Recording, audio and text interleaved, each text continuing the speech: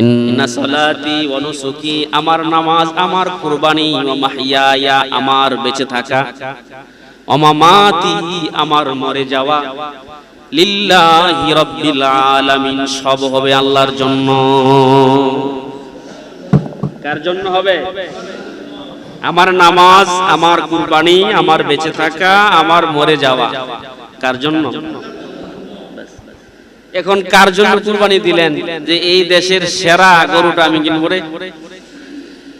সবাই জানুক যে সবচেয়ে হৃষ্টপুষ্ট দামি গরু সে কুরবানি দেয়, বেশি টাকার গরু সে কুরবানি দেয়, নামের জন্য, শোহরাতের জন্য, সবাই তাকে চিনুক এজন্য, এলাকায় তার পরিচিতি বাড়ুক এজন্য। আল্লাহ কি আপনার দিলের খবর জানে না?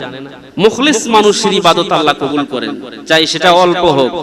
আপনি যদি ৫,০০০ টাকার একটা খাসি কিনাও কুরবানি দেন আল্লাহর নামে, আর সেটা যদি আপনার একনিষ্ঠতা, নিয়ত, খুশু সব আল্লাহর জন্য থাকে, যে আমি আল্লাহকে রেজামন্দির জন্য, আল্লাহর খুশির জন্য এই পশুটা কিনলাম, আল্লাহর নামে উৎসর্গ করব, তাইলে আল্লাহ পাক ওইটাই কবুল করবেন।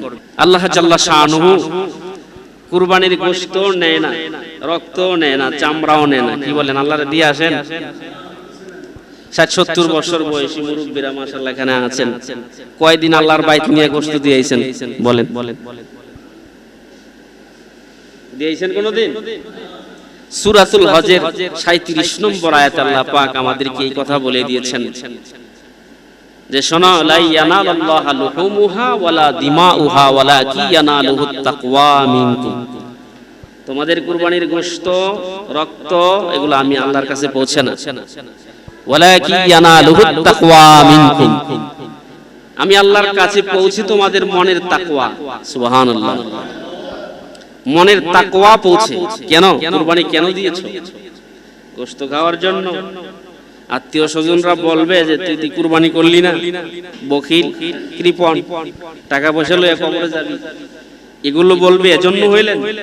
নাকি মন থেকে আল্লাহ বলেছেন সামর্থ্যবানদের জন্য কুরবানি করার জন্য, সে থেকে উদ্বুদ্ধ হয়ে আল্লাহর সন্তুষ্টির জন্য নবীর সুন্নাত হিসেবে আপনি এই ওয়াজিব ইবাদতে অংশগ্রহণ করলেন?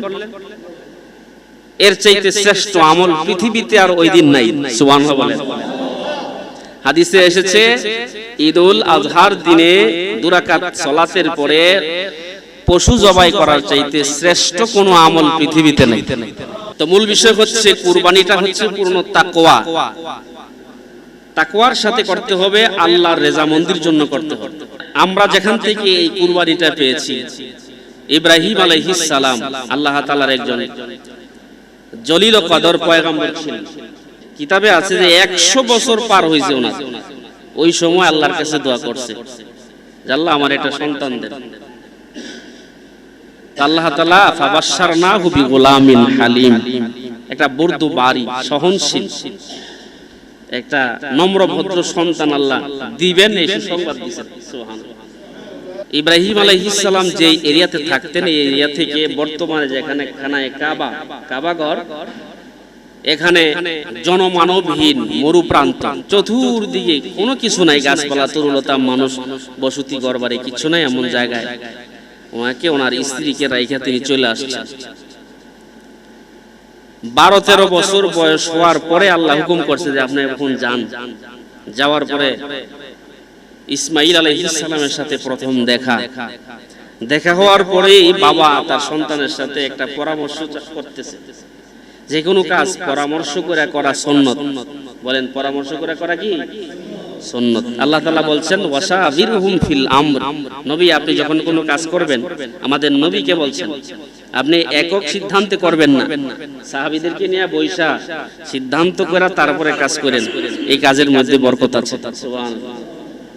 ছেলের কাছে এসে বলতেছে ইন্নী আরা ফিল মানাম, আমি স্বপ্নে দেখেছি, আন্নী আযবাহুকা, আমি তোমাকে জবাই করেছি, বলো তোমার অভিমত কি? এবার ছেলে বলতেছেন বাবা আপনি যেহেতু স্বপ্ন দেখেছেন, তাহলে আপনি যা দেখেছেন তা আপনি পালন করেন, সাতাজিদুনি ইনশাআল্লাহু মিনাস সাবিরিন, আপনি আমাকে সবরকারীদের অন্তর্ভুক্ত পাবেন। সুবহানাল্লাহ। বাস যে কথা সেই কাজ, মিনার মাঠে নিয়ে শোয়াই দিছে।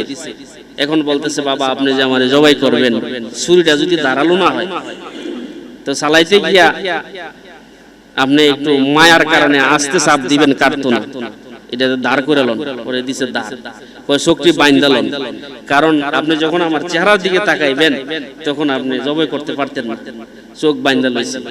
এবার চোখ বাইন্দা ধারালো ছুরি দিয়া যখন আল্লাহু আকবার করছে, রক্ত গলগল করে ওনার হাতে লাগতেছে, গরম গরম রক্ত, বাস ছেলেরে জবাই করে ফেলছে। চোখ খুলে দেখে যে ছেলে ডান পাশে দাঁড়ায় আছে, জিবরাইল আলাইহিস সালামের আল্লাহ হুকুম করছে, জিবরাইল ইসমাইল তো জবাই হয়ে গেল, তাড়াতাড়ি জান্নাত থেকে দুম্বা নিয়ে তলে শোয়া দাও আর ইসমাইলকে ডান পাশে সরায় দাও। সুবহানাল্লাহ। ওইখান থেকে যদি ছেলে জবাই করা হইতো তাইলে অদ্যবধি পর্যন্ত না, কিয়ামত পর্যন্ত আমরা আমাদের সন্তানদেরকে জবাই করেই আল্লাহর হুকুম পালন করতে হতো। কি বলেন, ঠিক কিনা? আচ্ছা বলেন তো, আপনার ফ্যামিলিতে যদি আপনার ঔরসে যদি 5টা 7টা সন্তান থাকে, যে সন্তানটা একদম বেবস, কথা বোঝে না, কাজ বোঝে না, আপনি কি ওই সন্তানটা জবাই দিতে পারবেন? কথা বোঝেন নাই মনে হয় আমার। একটা প্রতিবন্ধী সন্তান আছে আপনার, আপনি জবাই দিতে পারবেন? ভালো সন্তানের যে মায়া, তার চাইতেও বেশি মায়া হইল এই সন্তানের উপর আপনার। কি বলেন, ঠিক কিনা? এটা সম্ভব না। আর আল্লাহ এটা চান নাই যে মানুষ মানুষকে জবাই করুক। আল্লাহ চাইছে যে ইব্রাহিম আমার কথার উপর কি পরিমাণ গুরুত্ব দেয়। সুবহানাল্লাহ। আপন সন্তানকে পর্যন্ত ছুরির নিচে শোয়ায় দিছে আমার অর্ডারের কারণে, হুকুমের কারণে। আমি তো আল্লাহ এটা চাই না, আমি চাইছিলাম ওলা কি ইয়ানালুহু তাকওয়া, তার তাকওয়া চাইছিলাম। এজন্য আমাদের উচিত হলো আমরা যখন এই কাজ করব, কুরবানি করব, এই ইবাদতটাকে তাকওয়ার সাথে করব, পরহেজগারিতার সাথে করব। দম্ভ করে মানুষকে দেখানোর জন্য, লোক দেখানোর জন্য, আমি নাম শোহরাতের জন্য বেশি মানুষ আমার এখানে উপস্থিত থাকুক, এই ধরনের বাজে কোনো উদ্দেশ্যে আমরা আনবো না।